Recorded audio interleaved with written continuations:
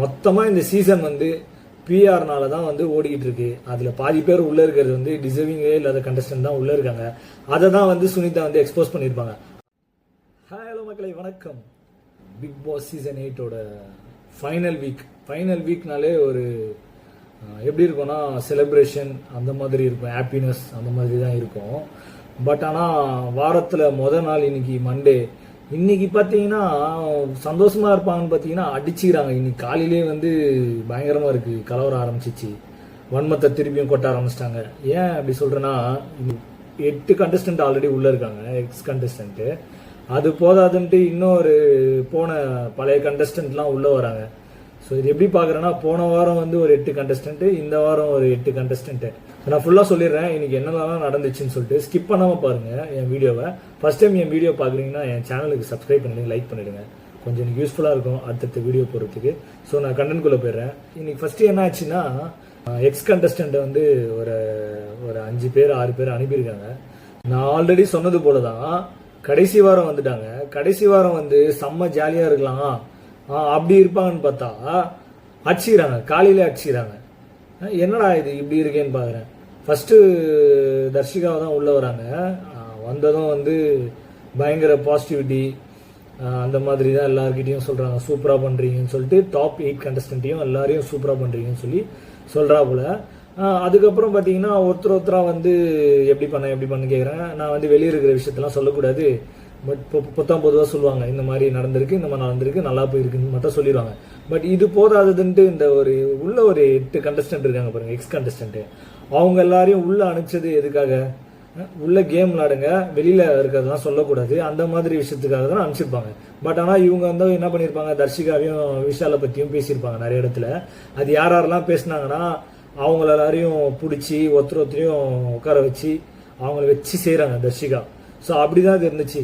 எடுத்த உடனே ஃபர்ஸ்ட் வந்து அரணவை தான் வச்சு செய்கிறாங்க. அரணவ் ப்ரோ, நீங்கள் வந்து அப்படி சொல்லிக்க கூடாது, வெளியில வந்து வந்திருக்கீங்க, வந்து நீங்கள் அவங்கள வந்து ஜால்ரான்னு பேசுறது இதெல்லாம் வந்து பார்க்க நல்லாவே இல்லை. உங்களுடைய தரத்தை தான் அது குறைக்குது, இன்னும் நீங்கள் வந்து கெட்ட பேர் தான் சம்பாதிக்கிறீங்க.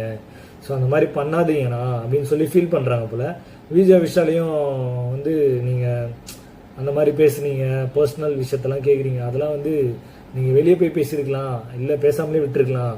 இது எப்படி இருக்குன்னா உங்களை வந்து ஒரு மாதிரி நெகட்டிவாக காட்டுற மாதிரி இருக்கு. ஸோ அது பண்ணாதீங்கன்னு சொல்லி பயங்கரமாக அட்வைஸ் பண்ணுறாங்க. இது வந்து ரோஸ்ட் மாதிரி தெரியல, அட்வைஸ் மாதிரி இருந்தது. ஒரு கன்சர்னா, ஒரு ஆஸ் எ சிஸ்டராக நான் சொல்கிறேன் அப்படின்ற மாதிரி சொல்லியிருப்பாங்க போல.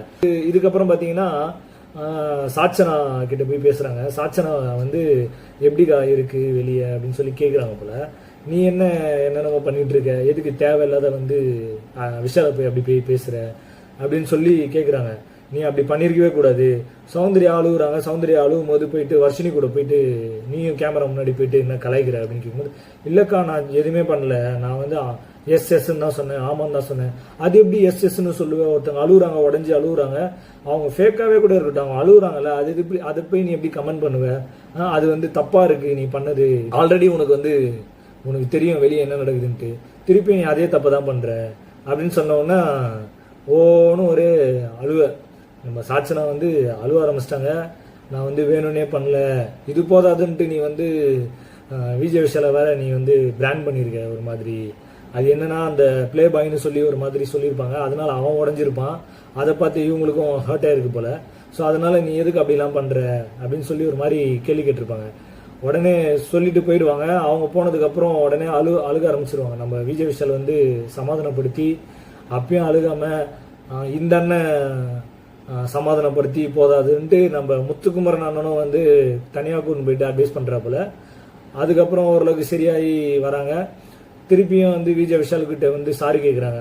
சாச்சனா, நான் வந்து வேணும்னே பண்ணல, நான் வந்து உன்னை இது பண்ணணும்னு பண்ணல, எனக்கு தெரியல, நான் என்ன பண்ணேன்னு தெரியல, நான் வேற மாதிரி யோசித்தேன், பட் அது வேற மாதிரி ப்ரொஜெக்ட் ஆயிருக்கு போல, எனக்கு வந்து நெகட்டிவாக இருக்குது, எனக்கு வெளியே கெட்ட பேர், எனக்கு இதுவும் நிறைய கெட்ட பேராக இருக்குன்னு சொல்லி ஒவ்வொன்று அழுகுறாங்க. இல்லைம்மா நான் அந்த மாதிரிலாம் எதுவும் நினைக்கல, நான் ஃபீல் பண்ணாத, வீடு பார்த்துக்கலாம் அப்படின்னு சொல்லி அட்வைஸ் பண்ணுற போல நம்ம விஜய் விஷால். இது போதாதுன்ட்டு தர்ஷிகா வந்து சும்மா இருப்பாங்களா, நம்ம ஃபேட்மேனை போயிட்டு வச்சு செய்கிறாங்க. அதுதான் வந்து ப்ரோமோலையும் பார்த்துருப்பீங்க. ஃபேட்மேன் நீங்கள் ஃபேட்மேனை போயிட்டு அண்ணா நீங்கள் ஏன்னா அப்படி பண்ணீங்க, நீங்கள் போயிட்டு எதுக்கு நான் விஜய் விஷால் கிட்ட போயிட்டு நான் தான் வந்து அவனை ப்ரொஜெக்ட் பண்ணுறேன், வெளியே தப்பாக ப்ரொஜெக்ட் பண்ணுறேன் அப்படிலாம் பேசுறீங்க, ஏன்னா அப்படி பேசுறீங்க சொன்னோன்னே, இல்லையே நான் அப்படிலாம் பேசலேன்னு அவர் சொல்லுவார், முட்டு கொடுப்பாரு. இல்லை நீங்கள் அப்படி தான் பேசுனீங்க, நேற்று நைட்டு நான் பார்த்தேன் உங்கள் கான்வர்சேஷன். நீ அப்படி தானே வெளியே பண்ணியிருக்க, அவனை வந்து தப்பாக ப்ரொஜெக்ட் பண்ணனால தான் நம்ம வெளியில் இருக்க கண்டஸ்டன்ட்லாம் வந்து அவனை அடியோடின்னு அடிக்கிறாங்க. ஸோ நீ பண்ணதுனால தாம்மா அந்த வெளிப்பாடு தாம்மா இவங்க பண்ணதுன்னு சொல்லும்போது நான் அந்த மாதிரிலாம் எங்கேயுமே சொல்லவே இல்லை அப்படின்னு சொல்லி இவங்க வந்து முட்டு கொடுக்குறாங்க. ஸோ ரெண்டு பேருமே விடாமல் மாற்றி பேசுகிறாங்க. அப்போ திடீர்னு வந்து விஷால் வந்துடுறப்பல விஷாலுக்கு இடையே சொல்கிறாங்க, விஷால் நான் உன்னை வந்து என்றைக்குமே நான் எங்கேயுமே உன்னை வந்து விட்டு கொடுக்கல, நான் வந்து உன்னை எங்கேயுமே பிராண்ட் பண்ணல, ஸோ அதெல்லாம் எதுவுமே நடக்கல அப்படின்னு சொல்கிறாங்க. சொல்லிட்டு போயிடுறாங்க. விஜய் விஷால் கிட்ட வந்து நம்ம ஃபேட்மேன் பேசுகிறப்பல இந்த மாதிரி அந்த பொண்ணு வெளியே ஒன்று பயங்கரமாக வந்து பேசிச்சு, நான் அதை பார்த்தேன், இன்டர்வியூலாம் பார்த்தேன், ஸோ அதை வந்து இங்கே வந்து மாற்றி பேசுது, ஸோ நீயே பார்த்து தெரிஞ்சுக்கோ அப்படின்ற மாதிரி ஒரு மாதிரி பேசுகிறப்பல நம்ம சிவாவும் நடுநடுவில் வந்து தர்ஷிகாவுக்கு வந்து சப்போர்ட் பண்ணுறாரு. இதுதான் அவர் சிவகுமாரை பற்றி நான் தனியாக சொல்கிறேன், அது ஒரு எபிசோடாகவே சொல்லலாம் போல், அதை நான் தனியாக சொல்கிறேன், லாஸ்ட்டாக சொல்கிறேன். இது ஒன்று. அதுக்கப்புறம் பார்த்தீங்கன்னா சிறப்பான சம்பவம், நம்ம சத்யாவும் ஜெஃப்ரியும் உள்ளே வராங்க. உள்ளே வந்ததும் ஒரு எல்லாரையும் ஹக் பண்ணி பயங்கரமா வாங்க லிவிங் ரூமுக்கு வாங்க அப்படின்னு சொல்லி பேசுறாப்புல ரெண்டு பேரும். நம்ம இவரு சும்மா இல்லாம ஆர்னோ உள்ள வரப்ப இவங்க ரெண்டு பேரையும் கலாச்சிருப்பாரு. சட்டம் இல்லாத ஒருத்தவர் தானே அவன் எங்க நோண்டிக்கிட்டே இருப்பானே, தடவிக்கிட்டே இருப்பானே அவன் எங்கெல்லாம் கேட்டிருப்பாரு. அதை வந்து கேட்குற மாதிரி இவனுக்கு ரெண்டு பேரை காமெடியா வந்து ஜெஃப்ரி வந்து ஃபர்ஸ்ட் சத்யாவை வந்து பட்டன் போடுன்னுவாரு. அதுக்கு வந்து ஏய் தள்ளி கையில மேல வந்து உரசாத, தள்ளு என்ன நீ தொட்டு பேசுறப்போ அப்படின்னு சொல்லி ரெண்டு பேரும் ஒரு மாதிரி பிளே பண்ணியிருப்பாங்க. அதை பார்த்து எல்லாருமே விசிலு பறக்குது, உள்ள சௌந்தர்யா எகிரி கையை தட்டுறாங்க, அப்படியே கொண்டாடுறாங்க. அந்த மாதிரி இருந்துச்சு. ஆர்னவ் வந்து அதை பார்க்கும்போது அவருக்கு வந்து ஒரு மாதிரி இருந்தது, பட் இருந்தாலும் அதை வெளியே காட்டிக்கல, சிரிச்சுக்கிட்டே அது மாதிரி பண்ணாரு. அவங்க ரெண்டு பேரும் மாற்றி அவரை கலாச்சிட்டே இருந்தாங்க, விடவே இல்லை. இதுக்கு நடுவில் ஃபேட் மணியை வந்து சைஸ் வந்து பெருசாக இருக்கிறதுனால நான் உங்க மேலே ரெஸ்பெக்ட் இல்லை, உங்களுக்கு வயசுக்கு தான் மரியாதை அப்படின்ற மாதிரிலாம் ஜெஃப்ரி சொன்னதெல்லாம் ஃபேட் மேனை தான் அடித்த மாதிரி இருந்தது. ஸோ எல்லாருமே சின்னதாக அங்கங்கே போட்டு விட்டுட்டு யாரும் வந்து ஃபீல் பண்ணாதீங்க,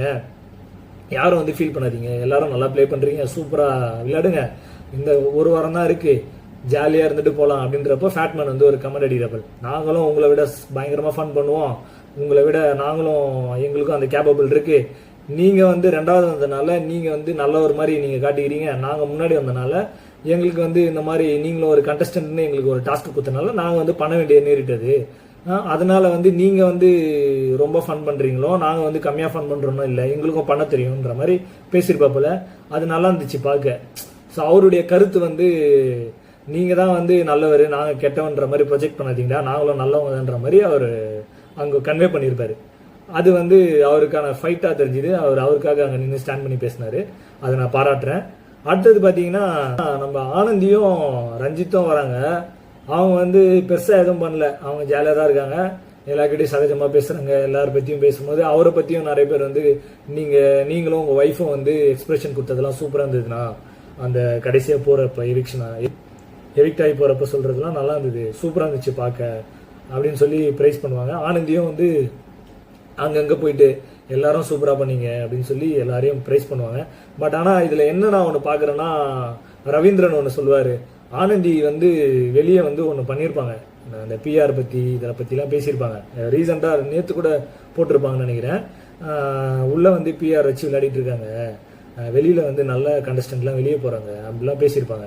ஸோ இவங்களும் வந்து சூப்பராக விளையாடிருக்காங்க, பட் இவங்களுக்கு பிஆர் இல்லாதனால இவங்க வெளியே போயிட்டான்றது அந்த ஒரு ஆதங்கத்தில் இவங்க பேசுறது நியாயமாக இருந்துச்சு. ஸோ பட் ஆனால் வந்து இவங்க சௌந்தர்யாவை பற்றியும் நிறையா பேசியிருக்காங்க வெளியே போய். ஸோ அதை வந்து இவர் பார்த்துருப்பார் போல, ரவி பார்த்துருப்பார் போல ஃபேட்மேனு.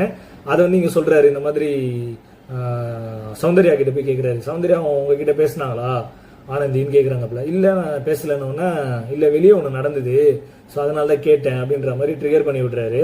ஏதோ சம்திங் ஏதோ நடக்குதுன்ற மாதிரி இவர் சொன்ன உடனே அவங்களுக்கு சௌந்தர்யாவுக்கு ஒரு மாதிரி இருக்குது, நீங்கள் வெளியே இருக்கிற பற்றிலாம் பேசாதீங்க, முன்னாடி நான் போகிறேன், நீங்கள் பேசிக்கிங்கன்னு சொல்லிட்டு கிளம்பி போகிறாங்க. ஸோ இது என்னன்னா, இதுதான் இவங்க பிஆர் பற்றி எக்ஸ்போஸ் பண்ணியிருப்பாங்க நம்ம ஆனந்தி. ஸோ அதை பற்றி தான் அவர் கேட்குறாரு, அது இன்டைரக்டாக கேட்குறாரு, ஸோ உங்ககிட்ட வந்து பேசினாரான்னு சொல்லி. ஸோ இந்த மாதிரி தான் அங்கங்கே கொளுத்தி போடுறது, பேசுறது, இந்த மாதிரி தான் போயிட்டுருக்கு இன்னைக்கு ஃபுல்லாக. நடுவில் வந்து ப்ரோமோ 3ல பார்த்துருப்பீங்க, சுனிதா வந்து நம்ம சௌந்தர்யாவை வந்து அடிச்சிருப்பாங்க, பயங்கரமாக அடிச்சிருப்பாங்க. மீன்ஸ் நீ வந்து பிஆர்னால தான் இவ்வளோ நாள் உள்ளே இருக்க அப்படின்னு சொல்லி பேசியிருப்பாங்க. அதுதான் இன்னைக்கு ஹைலைட்டே. ஏன்னா நம்ம சுனிதாவை பொறுத்த வரைக்கும் சுனிதா வந்து சூப்பராக நல்ல பிளேயர் தான், ஸ்ட்ராங்கான பிளேயரு. அவங்க கிட்ட வந்து தமிழ் மட்டும்தான் அந்த கொஞ்சம் உச்சரிப்பு வராது, அவங்களுக்கு தமிழ் கொஞ்சம் ஃப்ளூவெண்ட்டாக வராது, அவங்க வேற இடத்துல இருந்து வந்ததுனால.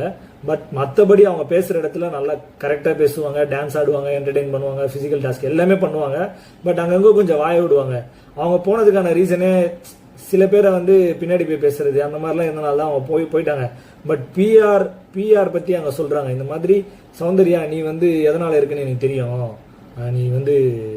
நீ யாருன்னு எனக்கு தெரியும், நாங்கள் எல்லாம் பார்த்துட்டோம் அப்படின்னு சொல்லி பேசும்போது அவங்க சௌந்தர்யா வந்து அவங்க கருத்தை சொல்கிறாங்க. அந்த மாதிரிலாம் ஒன்றும் பிஆர் வச்சே மொத்தமாக பண்ண முடியாது, ஆல்ரெடி விஜய் சேதுபதி சார் சொன்னது தான் அப்படின்னு சொல்லி பேசுகிறாங்க.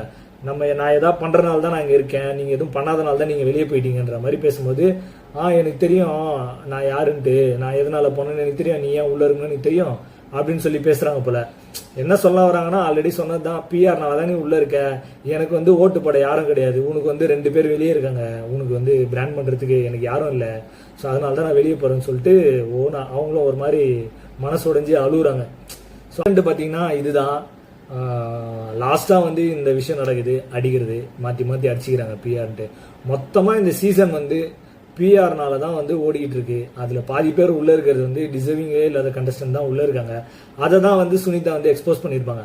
அதனால நான் வந்து மொத்தமாக பிஆர்னால தான் இவங்க உள்ளே இருக்காங்கன்றதும் சொல்லவும் முடியாது. சில டைம் வந்து நம்ம சௌந்தர்யா வந்து பண்ணுற எக்ஸ்பிரஷன் எல்லாமே க்யூட்டாக தான் இருக்கும். பட் டாஸ்க் வைஸ் அவங்க எதுவும் பண்ணனாலும் சில பேர் அவங்க லைக் பண்ணுறாங்க, ஸோ அதனாலேயே சில பேர் ஓட் போடுறாங்க. ஸோ மொத்த ஓட்டுமே பிஆர்னாலையும் வருதுன்னு சொல்ல முடியாது, மக்கள்னாலையும் வருதுன்னு சொல்ல முடியாது. ஸோ ரெண்டுமே இருக்குது, பேலன்ஸ்டாக போகிறனால தான் உள்ளே இருக்காங்க. அதே மாதிரி தான் எல்லா கண்டஸ்டன்ட்டுமே இருக்காங்க. ஸோ மொத்தமாக இந்த சீசன் வந்து பிஆர்னு சொல்லி பயங்கரமாக எக்ஸ்போஸ் பண்ணி இந்த சீசனே வந்து கெடுத்து விட்டாங்க. ஸோ அப்படி தான் நான் இதை பார்க்குறேன். இதுக்கப்புறம் வரப்போகிற சீசனும் இப்படி தான் இருக்கும் நான் நினைக்கிறேன். பிஆர் செட் பண்ணிட்டு தான் உள்ளே வருவாங்க. அன்ஃபேராக தான் இருக்க போகுது எல்லா சீசனும். இதுக்கப்புறம் பிக் பாஸே வந்து அன்ஃபேராக தான் இருக்க போகுது. இதுக்கப்புறம் போன 2 கண்டஸ்டன்ட்டுமே நேற்று அன்ஃபேர் தான் எவிக்ஷனு. ஸோ அதை நான் ஆல்ரெடி பல வீடியோவில் போட்டிருப்பேன், போய் பாருங்கள். ஸோ இதுதான் மக்களே இன்னைக்கான கண்டென்ட், இன்னைக்கான எபிசோடோட ஃபுல் ரிவ்யூ. ஸோ நான் நெக்ஸ்ட் வீடியோவில் சந்திக்கிறேன் மக்களே. ஸோ பாருங்கள், நல்ல கண்டென்ட்டோட வரேன். Until that by from this video. Tata, take care.